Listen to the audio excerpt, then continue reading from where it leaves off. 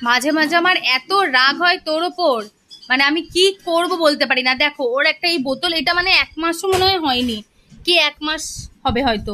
একটা সুন্দর একটা বোতল কিনে দিয়েছিলাম আমি, এটা দিয়ে আমার ছেলে খুবই ভালো জল খায় ছোটবেলার থেকেই।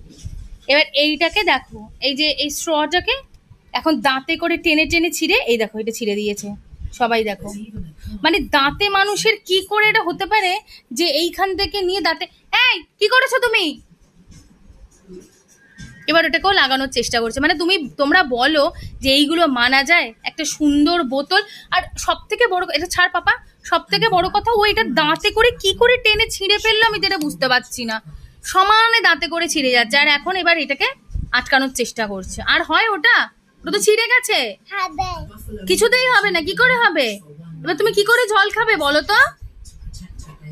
মানে একটা মানুষ দাঁত দিয়ে এইটুকুনি বাচ্চা, একটু দেখাতে দাও, দেখাতে দাও কি করে দাঁত দিয়ে একটা বাচ্চা, তোমরা দেখো যে কিভাবে ছিঁড়েছে এই জিনিসটা। হ্যাঁ, ও দাঁত দিয়ে কামড়ে কামড়ে ছিঁড়ে ফেললো। ওটা হবে না পাপা। এবার তোমাকে আমি মেঝেতে জল ঢেলে দেবো, তুমি সেই বাঘ মামা কেমন করে জল খায়? হ্যাঁ, বাঘ মামার মতন সেই জিভ দিয়ে চেটে চেটে জল খাবে। এবার কেমন করে জল খায় বাঘ মামা দেখাও। ওরম করে জল খাবে, আর কোনো বোতল মোতল দেওয়া হবে না। বাঘ মামার মতন জল খাবে নিচে করে। কেমন করে জল খায়? ওটা বের করো, ওটা আমার হাতে দাও, ওটা আমার হাতে দাও। বাঘ মামা কেমন করে জল খায় দেখাও।